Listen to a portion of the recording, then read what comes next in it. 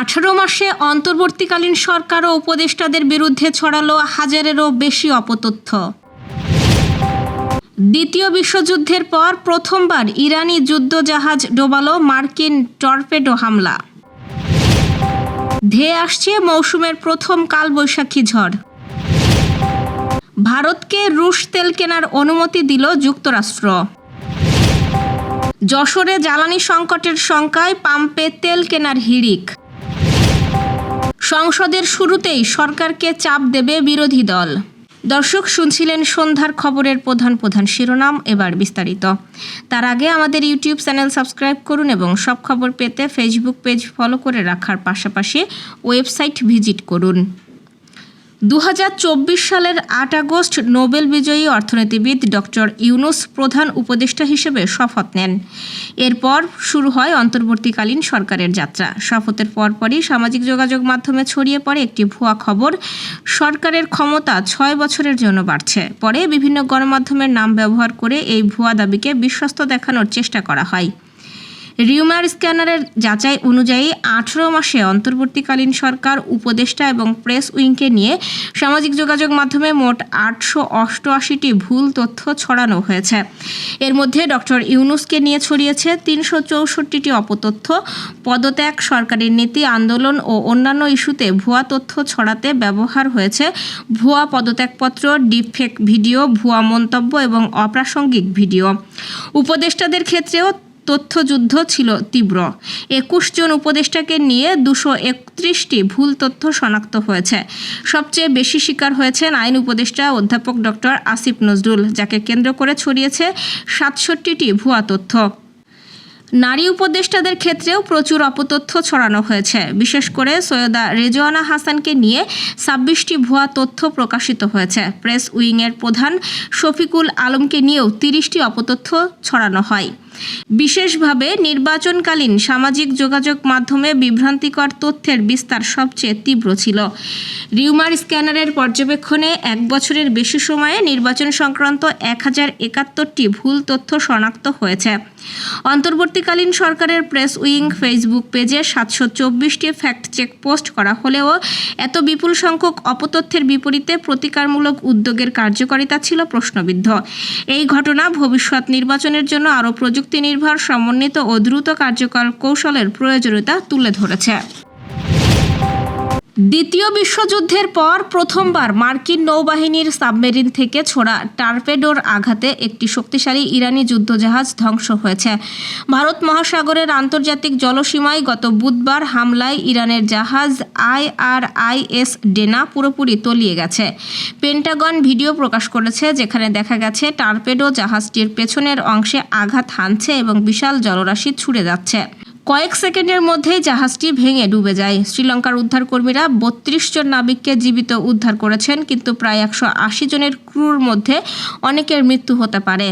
General Dan Kane জানান, আধুনিক mark 48 heavyweight torpedo ব্যবহার করা হয়েছে। এটি সোনার প্রযুক্তিতে লক্ষ্যবস্তু শনাক্ত করে এবং জাহাজের তলদেশে বিস্ফোরিত হয়, যার ফলে বড় জাহাজও মুহূর্তে 2 টুকরো হয়ে ডুবে যেতে পারে। অপরাজিত এই হামলা দ্বিতীয় বিশ্বযুদ্ধের পর মার্কিন সাবমেরিনের প্রথম টর্পেডো ব্যবহার হিসেবে ইতিহাসে স্থান পেল।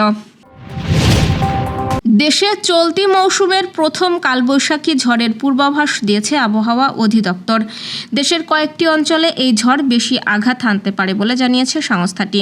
ঝড়ের সময় ঘন্টায় 70 থেকে 80 কিলোমিটার বেগে দমকা বা ঝোড়ো হাওয়া বয়ে যাওয়ার আশঙ্কা রয়েছে।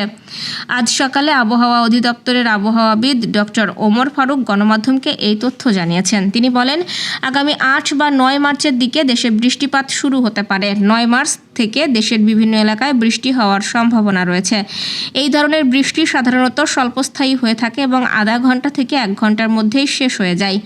সাধারণত সকালবেলা বা সন্ধ্যার আগে এই ধরনের বৃষ্টিপাত বেশি দেখা যায়। আবহাওয়াবিদ আরও জানিয়েছেন, 11 বা 12 মার্চের দিকে দেশের উত্তর, উত্তর পশ্চিম ও মধ্যাঞ্চলে 1 থেকে 2 দিন বজ্রসহ বৃষ্টি বা শিলাবৃষ্টি সহ মাঝারি বা তীব্র কালবৈশাখী ঝড় হতে পারে।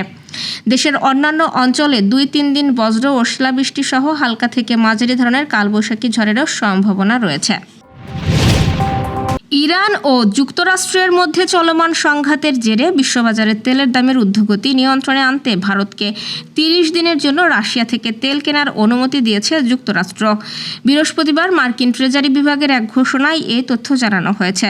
ট্রেজারি বিভাগ জানিয়েছে, রাশিয়ার যে অপরিশোধিত তেল ও পেট্রোলিয়ামজাত পণ্যগুলো ইতোমধ্যে জাহাজে বোঝাই করা হয়েছে, সেগুলো আগামী 5 মার্চ থেকে 4 এপ্রিল পর্যন্ত ভারতের বন্দরে খালাস করা যাবে। মূলত তেলের দামের উপর চাপের প্রভাব কমাতেই এই পদক্ষেপ নেওয়া হয়েছে।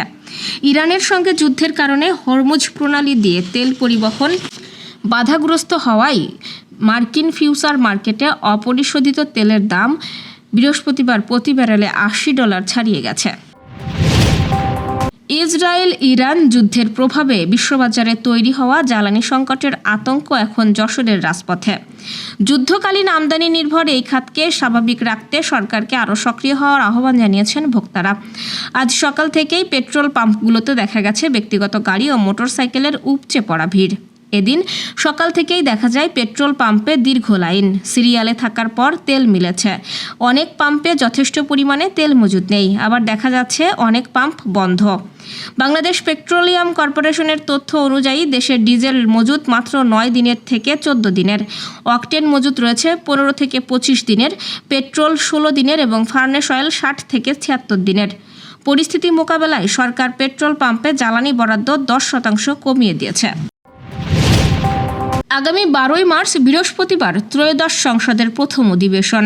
প্রথম দিন থেকেই সরকারকে কিভাবে চাপে ফেলা যায় সেই প্রস্তুতি নিয়ে রেখেছে প্রথমবারের মতো বিরোধী দল বাংলাদেশ জামায়াতে ইসলামী। বিশেষ করে আইনশৃঙ্খলা পরিস্থিতি সহ জনস্বার্থ সংশ্লিষ্ট ইস্যু, দ্রব্যমূল্যের ঊর্ধ্বগতি, নির্বাচনে অনিয়ম, জুলাই সনদ ও গণভোট এবং সুশাসনের প্রশ্নে বিরোধী দলের তোপের মুখে পড়তে হতে পারে সরকারি দলকে। এরই মধ্যে মূল ফোকাস থাকবে আইনশৃঙ্খলা, নির্বাচনে অনিয়ম এবং জুলাই সনদ ও গণভোট। রাজনৈতিক বিশ্লেষকদের মতে মন্ত্রিসভার সম্ভাব্য রদবদল এবং নতুন মুখের আগমনের খবরের মধ্যেই সংসদের এই অধিবেশন বেশ তাৎপর্যপূর্ণ। বিরোধী দল যদি ঐক্যবদ্ধভাবে চাপ সৃষ্টি করতে পারে তবে তা সরকারের নীতি নির্ধারণী সিদ্ধান্তে প্রভাব ফেলবে। সব মিলিয়ে অধিবেশনের শুরু থেকেই সংসদ প্রাণবন্ত ও কিছুটা উত্তপ্ত থাকার সম্ভাবনা দেখা যাচ্ছে। বিরোধী দলীয় নীতি নির্ধারণী সূত্র জানিয়েছে, রাজপথের পরিবর্তে সংসদ অধিবেশনের শুরু থেকেই তারা সরকারের বিভিন্ন ত্রুটি চিহ্নিত করে সরব থাকবে। পাশাপাশি সরকারের সব ইতিবাচক পদক্ষেপে বিরোধী দলের পূর্ণ সমর্থন থাকবে। দর্শক, এই ছিল সন্ধ্যার আয়োজন। রাতের খবর দেখার আমন্ত্রণ রইল। এতক্ষণ সাথে থাকার জন্য ধন্যবাদ।